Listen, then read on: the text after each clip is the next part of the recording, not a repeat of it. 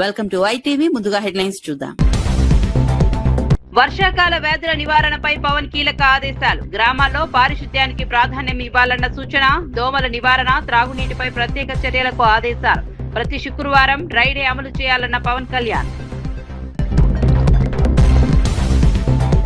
కార్యకర్తలకు తగిన గౌరవం కల్పిస్తామని కేటీఆర్ హామీ. పార్టీపై గతంలో నిర్లక్ష్యం జరిగిందని అంగీకరించిన కేటీఆర్ 2028 తర్వాత కార్యకర్తల సంక్షేమానికి ప్రాధాన్యం ఇస్తామని హామీ. కార్యకర్తలే పార్టీకి అసలైన బలమని కేటీఆర్ వ్యాఖ్యలు. మహాత్మా క్యాన్సర్ ఆసుపత్రికి జాతీయ గుర్తింపు. దేశంలో 9వ ఉత్తమ క్యాన్సర్ ఆసుపత్రిగా గుర్తింపు. ఆంధ్రప్రదేశ్ లో నెంబర్ 1 క్యాన్సర్ ఆసుపత్రిగా ఘనత. అవుట్లుక్ ర్యాంకింగ్స్ లో విశాఖ ఆసుపత్రికి విశిష్ట స్థానం. ఎన్నికల సంఘంపై అపోహలు సృష్టించొద్దన్న కిషన్ రెడ్డి. ఓటర్ జాబితా సవరణకు అందరూ సహకరించాలని విజ్ఞప్తి. రాజకీయ రంగు పొలమడం బాధిత రాహిత్యమని వ్యాఖ్యలు. ప్రజాస్వామ్య పరిరక్షణలో ఈసీ పాత్ర కీలకమన్న మంత్రి.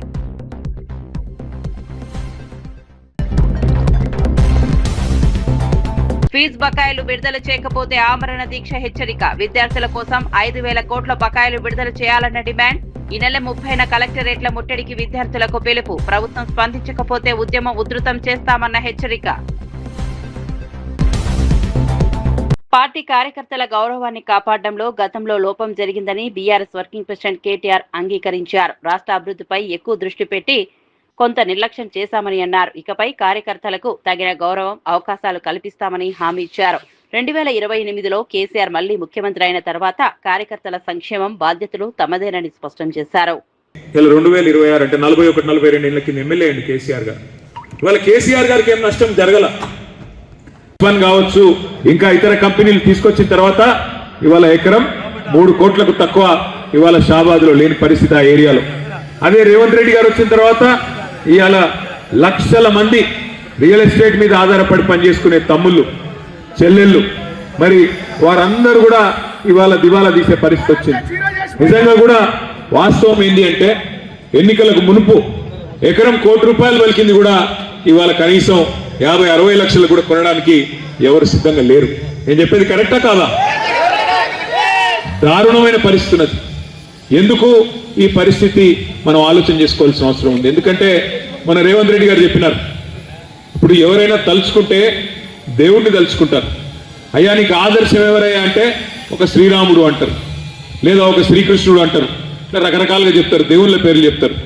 కానీ రేవంత్ రెడ్డి గారికి ఆదర్శం కావచ్చు, ఇంకా ఇతర కంపెనీలు తీసుకొచ్చిన తర్వాత ఇవాళ ఎకరం 3 కోట్లకు తక్కువ ఇవాళ షాబాద్లో లేని పరిస్థితి ఆ ఏరియాలో. అదే రేవంత్ రెడ్డి గారు వచ్చిన తర్వాత ఇవాళ లక్షల మంది రియల్ ఎస్టేట్ మీద ఆధారపడి పనిచేసుకునే తమ్ముళ్ళు, చెల్లెళ్ళు, మరి వారందరూ కూడా ఇవాళ దివాలా తీసే పరిస్థితి వచ్చింది. నిజంగా కూడా వాస్తవం ఏంటి అంటే ఎన్నికలకు మునుపు ఎకరం ₹1 కోటి పలికింది కూడా ఇవాళ కనీసం 50-60 లక్షలు కూడా కొనడానికి ఎవరు సిద్ధంగా లేరు. నేను చెప్పేది కరెక్టా కాదా? దారుణమైన పరిస్థితి ఉన్నది.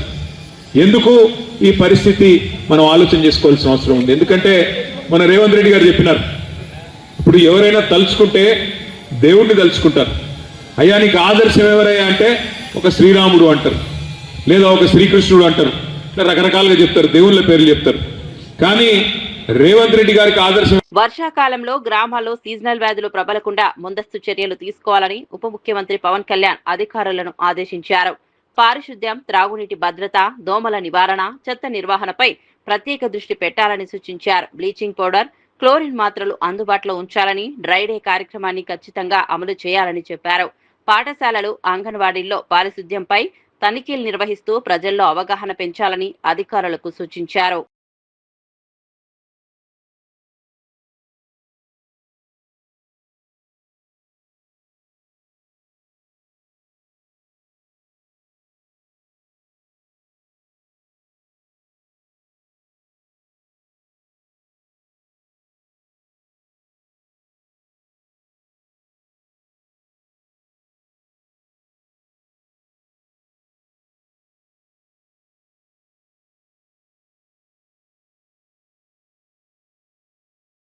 ఎస్ఐఆర్ ప్రక్రియను కాంగ్రెస్ శ్రేణులు అత్యంత బాధ్యతగా తీసుకోవాలని భువనగిరి ఎంపీ చామల కిరణ్ కుమార్ రెడ్డి పిలుపునిచ్చారు.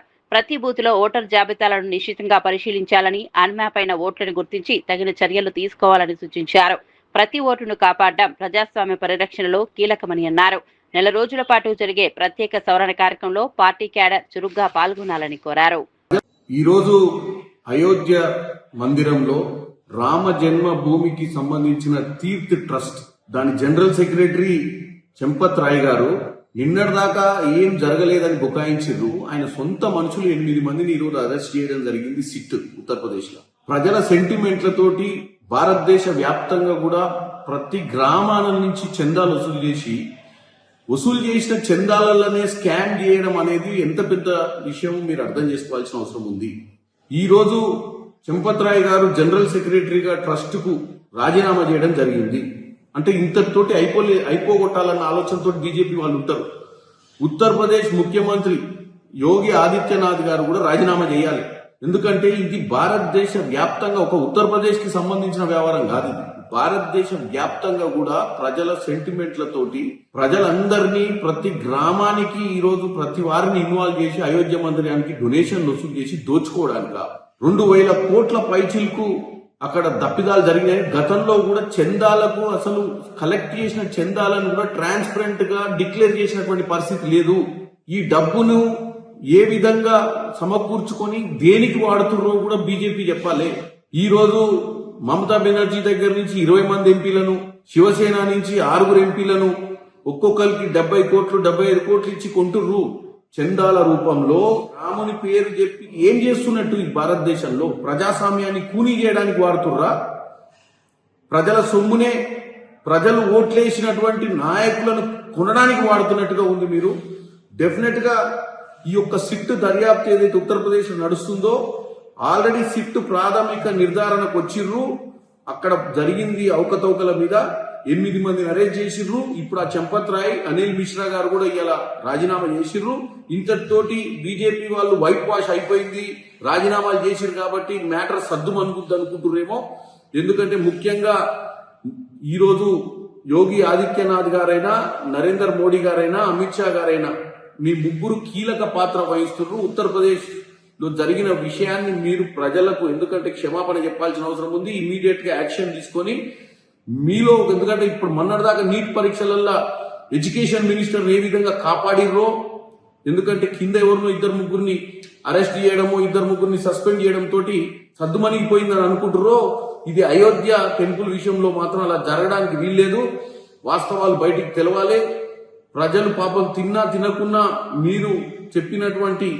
మీరు ప్రచారం చేసినటువంటి విధానంతో నమ్మి అయోధ్య రాముని కోసము, అయోధ్యలో రామ మందిర నిర్మాణం కోసం మొదటి నుంచి కోట్ల పత్రిక వెళ్లకుండా వైఎస్ఆర్సీపీ నేతలు అనంత వెంకట్రామరెడ్డి, విశ్వేశ్వర్ రెడ్డిని పోలీసులు అరెస్ట్ చేయడంతో ఉద్రిక్త పరిస్థితులు నెలకొన్నాయి.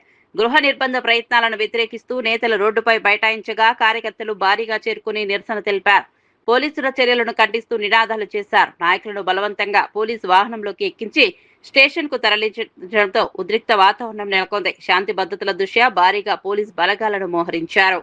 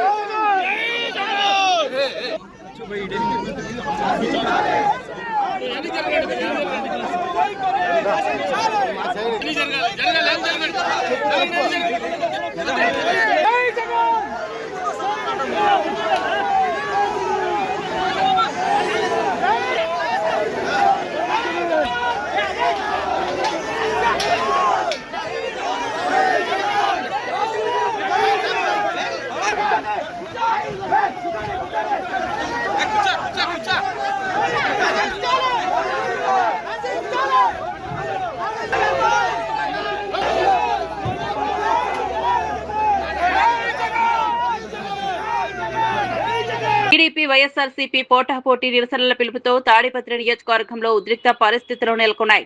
అనంతపురం నుంచి బయలుదేరేందుకు సిద్ధమైన వైఎస్ఆర్సీపీ జిల్లా అధ్యక్షుడు అనంత వెంకట్రామరెడ్డి, మాజీ ఎమ్మెల్యే విశ్వేశ్వర్ రెడ్డిని పోలీసులు అడ్డుకుని అదుపులోకి తీసుకున్నారు. కార్యకర్తలు అడ్డుకునే ప్రయత్నం చేయడంతో తోపులాట జరిగింది. అనంతరం నాయకులను 4th టౌన్ పోలీస్ స్టేషన్ కు తరలించారు. సీఎం చంద్రబాబు కూటమి ప్రభుత్వానికి వ్యతిరేకంగా వైఎస్ఆర్సీపీ శ్రేణులు నినాదాలు చేస్తూ నిరసన చేపట్టాయి. గురించి మాట్లాడతారు. సిగ్గుండాల. అతను చెప్తాడు, అయ్యా పెద్దారెడ్డి నీ ప్రభుత్వంలో ఏం చేసినావు నువ్వు చెప్పు అంటాడు. నా ప్రభుత్వంలో ఏం చేసిండేది ఏం కథ నీకు బాగా తెలుసు, తాడిపత్రి ప్రజలకందరికీ తెలుసు. నువ్వు చర్చకు వస్తావా మొగోనివి అయితే ఈ రోజు కూడా చెప్తున్నా, నిన్ను రెచ్చగొట్టే విధంగా కాదు, టౌన్గా అక్కడ కూర్చుందాం, మీడియానందరం మందం, నీకు సంబంధించిన నువ్వు ఆర్డర్ ఇచ్చి నీ పోలీసులు వస్తారు. నాకు రక్షణ అవసరం లేదు, కానీ నువ్వు ఆర్డర్ ఇచ్చి నీ పోలీసులు ఏం చేయాలంటే అది చేస్తారు. అందువల్ల నీ పోలీసు వాళ్ళను అక్కడ వచ్చిన పత్రికాముఖంగా చెప్తాం. నువ్వు ఎఫ్ఐఆర్లు తీసుకొని రా, నేను ఎఫ్ఐఆర్లు తీసుకుని వచ్చాను. నువ్వు పద్దను లేస్తే ఎవరో ఒకరిని తిడతావు, ఎవరన్నా మాతో తిరిగినా వాళ్ళ మీద దాడులు చేస్తావు, ఎవరన్నా కార్యకర్తలు యాక్టివ్ ఉండే కూడా వాని మీద ఇది చేస్తావు. గ్రామాల సైతం వాని మీద దాడులు చేయండి, కొట్టండి, పొలం తగరారు ఉంటే పెట్టుకోండి, మేము చూస్తాము.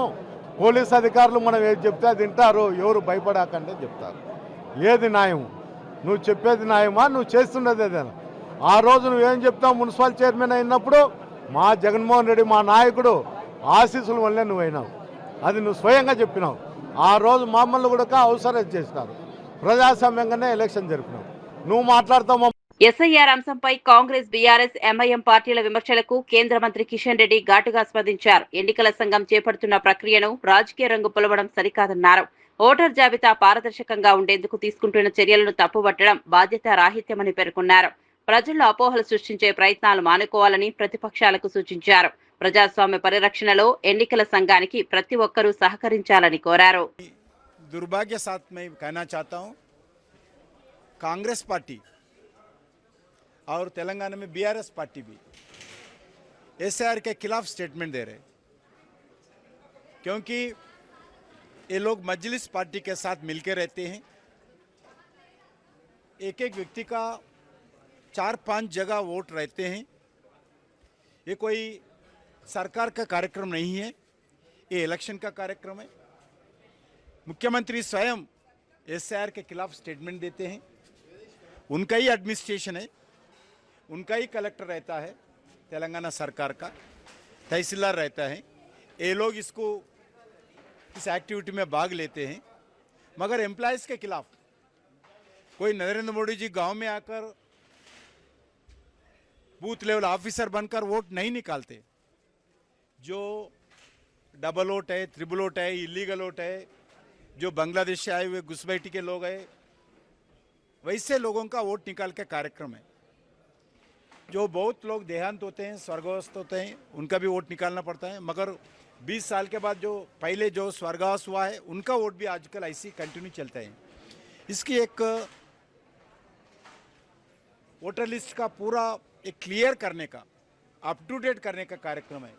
कोई पार्टी का कार्यक्रम है, कोई सरकार का कार्यक्रम है. इलेक्शन कमीशन इंडिपेंडेंट ऑर्गेनाइजेशन है. पूरे गांव में रहने वाले सरपंच से लेकर गांव में रहने वाले रेवेन्यू ऑफिसर से लेकर सभी लोग इसमें काम करते हैं. मगर ఫీజు రీయింబర్స్మెంట్ బకాయిలు వెంటనే విడుదల చేయకపోతే ఆమరణ నిరాహార దీక్ష చేపడతానని జాతీయ బీసీ సంక్షేమ సంఘం నేత ఆర్ కృష్ణయ్య హెచ్చరించారు. ఎస్సీ, ఎస్టీ, బీసీ, మైనార్టీ విద్యార్థులు తీవ్ర ఇబ్బందులు పడుతున్నారని అన్నారు. ప్రభుత్వం వెంటనే కనీసం 5,000 కోట్ల రూపాయల బకాయిలను విడుదల చేయాలని డిమాండ్ చేశారు. ఈ నెల 30న విద్యార్థులు కలెక్టరేట్లు, ఎమ్మెల్యేల కార్యాలయాలను ముట్టడించాలని పిలుపునిచ్చారు. ప్రభుత్వం స్పందించకపోతే రాష్ట్ర వ్యాప్తంగా ఉద్యమాన్ని ఉధృతం చేస్తామని స్పష్టం చేశారు. ఏమైనా లోటుపాట్లు ఉంటే చర్చకు మేము సిద్ధంగా ఉన్నాం. ప్రజెంట్ ఈ రోజు ప్రెస్ కాన్ఫరెన్స్ పెట్టడానికి ముఖ్య ఉద్దేశం ఏంటంటే, ఈ కేసు హైకోర్టులో నడుస్తుంది, నిన్న నడిచింది, ఈ రోజు నడిచింది. ఒకవైపు మా పిల్లల దగ్గర వసూలు చేయొద్దంటూ, ఇంకొక వైపు కాలేజీలకు మీరు ఫీజులు ఇవ్వరు. మరి దీని మీద ఏంటి అని చెప్పి ఈరోజు పేపర్లో పతాక శీర్షికలు వచ్చినాయి. విశాఖపట్నంలోని Mahatma Gandhi cancer hospital and research institute కు జాతీయ స్థాయిలో విశిష్ట గుర్తింపు లభించింది. అవుట్లుక్ బెస్ట్ హాస్పిటల్ ర్యాంకింగ్స్ లో 2026లో దేశంలోని ఉత్తమ క్యాన్సర్ ఆసుపత్రుల్లో 9వ స్థానాన్ని దక్కించుకుంది. అలాగే ఆంధ్రప్రదేశ్ లో నెంబర్ 1 క్యాన్సర్ ఆసుపత్రిగా నిలిచింది. ఆధునిక వైద్య సేవలు, నాణ్యమైన చికిత్స, రోగి సేవల్లో అత్యుత్తమ ప్రమాణాల వల్ల ఈ గుర్తింపు లభించిందని ఆసుపత్రి యాజమాన్యం తెలిపింది. అలాగనే కంట్రీలో 9th బెస్ట్ క్యాన్సర్ హాస్పిటల్ కింద ర్యాంకింగ్ చేయడం జరిగిందనమాట.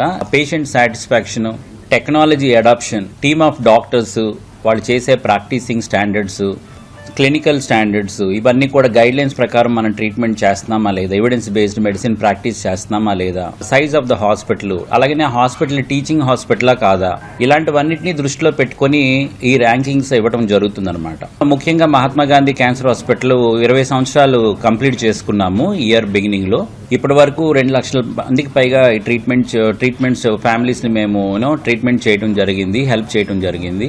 అలాగనే medical, surgical, radiation, nuclear medicine, అలాగనే డయాగ్నోస్టిక్స్, డయాగ్నోసిస్ చేసే విధానాల్లో కానీ, అలాగనే రూరల్ స్క్రీనింగ్ ప్రోగ్రామ్స్లో కూడా ఆర్టిఫిషియల్ ఇంటెలిజెన్స్ తీసుకురావడం వల్ల ఎక్కువ మంది క్యాన్సర్ పేషెంట్స్ని మనం తొలి దశల్లోనే గుర్తించడం జరుగుతూ ఉంది. సనత్ నగర్ లో the theme 90 degrees interior studios ను బీఆర్ఎస్ డివిజన్ అధ్యక్షుడు కొలను బాలరెడ్డి ప్రారంభించారు. స్టూడియో నిర్వాహకులు ఆయనకు ఘన స్వాగతం పలికి సత్కరించారు. ఈ సందర్భంగా బాలరెడ్డి మాట్లాడుతూ ఇంటీరియర్ రంగానికి రోజు రోజుకు మంచి ఆదరణ పెరుగుతోందని అన్నారు. ఇంటి నిర్మాణంలో ఆధునిక డిజైన్లు, ఫర్నిచర్, డెకరేషన్ సేవలు ఒకే చోట అందుబాటులో ఉండడం వినియోగదారులకు ఉపయోగకరమని పేర్కొన్నారు. స్టూడియో విజయవంతం కావాలని ఆకాంక్షించారు. ఈ మిగిలిన అర్ధాయుషు కాలంలో నీ ప్రభుత్వం ఏం చేస్తుందని చెప్పని అడుగుతున్నా. ఇలా ముందేదైతున్నదో నువ్వు వీళ్ళ పాఠశాల విద్యా వ్యవస్థ మెరుగుపరచు, ఉన్న విద్యాలయాలను పటిష్టపరచడానికి ఏదైతుందో ఆంగ్ల మాధ్యమ బోధన సదుపాయాలు మెరుగుపరచు. ఇప్పుడు వేకెంట్ టీచర్ పోస్ట్ భర్తీ చెయ్యు, వేకెంట్ టీచర్ పోస్ట్ భర్తీ చేయి. నీ మెగా డిఎస్సి నోటిఫికేషన్ ఎక్కడ పోయిందే? నీ మెగా డిఎస్సి నోటిఫికేషన్ ఎక్కడ పోయిందని అడుగుతున్నా నేను. వీళ్ళ ప్రభుత్వం రాగానే కాంగ్రెస్ పార్టీ రేవంత్ రెడ్డి ఏదైతుందో నేను మెగా డిఎస్సి నోటిఫికేషన్ ఇస్తా అని చెప్పానండి. ఏమైంది? What happened your mega DSC notification? ఇలా పోలీస్ కానిస్టేబుల్ ఏదైతుందో ఇదే డీజీపీ గారు 19,000 పోలీస్ కానిస్టేబుల్ ఉద్యోగాలు ఖాళీలు ఉన్నాయని చెప్పి పేర్కొంటే 5,000కు నోటిఫికేషన్ ఇస్తా అని చెప్పి ఎక్కడ చదివిను. ప్రభుత్వ సంక్షేమ అభివృద్ధి పథకాల లబ్ధి ప్రతి అర్హుడికి చేరేలా అధికారులు కృషి చేయాలని special chief secretary Naveen Mittal సూచించారు. వికారాబాద్ కలెక్టరేట్ లో నిర్వహించిన ప్రజాపాలన ప్రగతి ప్రణాళిక 99 రోజుల కార్యక్రమ సమీక్షలో పాల్గొన్న ఆయన ప్రజల సమస్యలను గుర్తించి వేగంగా పరిష్కరించాలని అధికారులకు ఆదేశించారు. ప్రభుత్వ పథకాలపై ప్రజలకు పూర్తి అవగాహన కల్పించాలని సూచించారు. సమావేశంలో జిల్లా అధికారులు పాల్గొన్నారు. తెలంగాణ ప్రజలకు తుంగభద్ర విషయంలో, మెయిన్గా ఆర్డీఎస్ ప్రాజెక్టు విషయంలో భారతీయ జనతా పార్టీ అడిగేది ఒకటే, కేంద్ర ప్రభుత్వం ఎప్పుడు కూడా రాష్ట్ర ప్రభుత్వానికి, రాష్ట్రాలకు ఏవైనా డిస్ప్యూట్స్ వస్తే మేము ఎంపైర్గా మధ్యవర్తం వహించి ఎన్నోసార్లు ప్రయత్నం చేసినాం. గత ప్రభుత్వం కూడా చాలాసార్లు సుప్రీంకోర్టు పోయి అటుపోయి అన్ని రకరకాలైనటువంటి డిలే చేసినాయి ప్రాజెక్ట్స్ మీద. ఇప్పుడు ఈ యొక్క ప్రభుత్వం కూడా వారు కూడా తెలుసుకోవాలి ఏంటంటే ఈరోజు కేంద్ర ప్రభుత్వం ఒక మధ్యవర్తితోనే ఈ యొక్క సమస్యకు ఒక పరిష్కారము వస్తున్నది, రావాలని కూడా మేము అడుగుతున్నాం. కానీ రేవంత్ రెడ్డి గారు లోపల పోయి సిఆర్ పాటిల్ గారితో ఏం మాట్లాడారు, మినిస్టర్ మిగతాలు ఎందుకు బయటికి పెట్టారు, రాష్ట్రానికి వచ్చేటటువంటి వాటాలు మనకు వస్తున్నాయా, ఈ 2 ప్రాజెక్టులు నెవేలి ప్రాజెక్టులకు మన అవన్నీ కూడా తెలంగాణ ప్రజలకు తుంగభద్ర విషయంలో, మెయిన్గా ఆర్డీఎస్ ప్రాజెక్టు విషయంలో భారతీయ జనతా పార్టీ అడిగేది ఒకటే, కేంద్ర ప్రభుత్వం ఎప్పుడు కూడా రాష్ట్ర ప్రభుత్వానికి, రాష్ట్రాలకు ఏవైనా డిస్ప్యూట్స్ వస్తే మేము ఎంపైర్గా మధ్యవర్తం వహించి ఎన్నోసార్లు ప్రయత్నం చేసినాం. గత ప్రభుత్వం కూడా చాలాసార్లు సుప్రీంకోర్టు పోయి అటుపోయి అన్ని రకరకాలైనటువంటి డిలే చేసినాయి ప్రాజెక్ట్స్ మీద. ఇప్పుడు ఈ యొక్క ప్రభుత్వం కూడా వారు కూడా తెలుసుకోవాలి ఏంటంటే ఈరోజు కేంద్ర ప్రభుత్వం ఒక మధ్యవర్తితోనే ఈ యొక్క సమస్యకు ఒక పరిష్కారము వస్తున్నది, రావాలని కూడా మేము అడుగుతున్నాం. కానీ రేవంత్ రెడ్డి గారు లోపల పోయి సిఆర్ పాటిల్ గారితో ఏం మాట్లాడారు, మినిస్టర్ మిగతాలు ఎందుకు బయటికి పెట్టారు, రాష్ట్రానికి వచ్చేటటువంటి వాటాలు మనకు వస్తున్నాయా, ఈ 2 ప్రాజెక్టులు నెవేలి ప్రాజెక్టులకు మన అవన్నీ కూడా దాని విషయంలో ఏం మాట్లాడారు, ఇదంతా కూడా తెలంగాణ ప్రజలకు స్పష్టం చేయాల్సిన బాధ్యత రేవంత్ రెడ్డి గారిని చెప్పి మీకు తెలియజేస్తూ, వర్షాకాల వ్యాధుల నివారణపై పవన్ కీలక ఆదేశాలు. గ్రామాల్లో పారిశుద్ధ్యానికి ప్రాధాన్యం ఇవ్వాలన్న సూచన. దోమల నివారణ, త్రాగునీటిపై ప్రత్యేక చర్యలకు ఆదేశాలు. ప్రతి శుక్రవారం డ్రై డే అమలు చేయాలన్న పవన్ కళ్యాణ్. కార్యకర్తలకు తగిన గౌరవం కల్పిస్తామని కేటీఆర్ హామీ. పార్టీపై గతంలో నిర్లక్ష్యం జరిగిందని అంగీకరించిన కేటీఆర్ 2028 తర్వాత కార్యకర్తల సంక్షేమానికి ప్రాధాన్యం ఇస్తామని హామీ. కార్యకర్తలే పార్టీకి అసలైన బలమని కేటీఆర్ వ్యాఖ్యలు. మహాత్మా క్యాన్సర్ ఆసుపత్రికి జాతీయ గుర్తింపు. దేశంలో 9వ ఉత్తమ క్యాన్సర్ ఆసుపత్రిగా గుర్తింపు. ఆంధ్రప్రదేశ్ లో నెంబర్ 1 క్యాన్సర్ ఆసుపత్రిగా ఘనత. అవుట్లుక్ ర్యాంకింగ్స్ లో విశాఖ ఆసుపత్రికి విశిష్ట స్థానం. ఎన్నికల సంఘంపై అపోహలు సృష్టించొద్దన్న కిషన్ రెడ్డి. ఓటర్ జాబితా సవరణకు అందరూ సహకరించాలని విజ్ఞప్తి. రాజకీయ రంగు పొలమడం బాధిత రాహిత్యమని వ్యాఖ్యలు. ప్రజాస్వామ్య పరిరక్షణలో ఈసీ పాత్ర కీలకమన్న మంత్రి.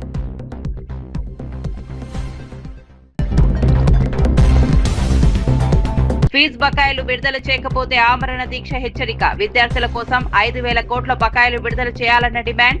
ఈ నెల 30న కలెక్టరేట్ల ముట్టడికి విద్యార్థులకు పిలుపు. ప్రభుత్వం స్పందించకపోతే ఉద్యమం ఉధృతం చేస్తామన్న హెచ్చరిక. మరిన్ని అప్డేట్స్ కోసం చూస్తూనే ఉండండి.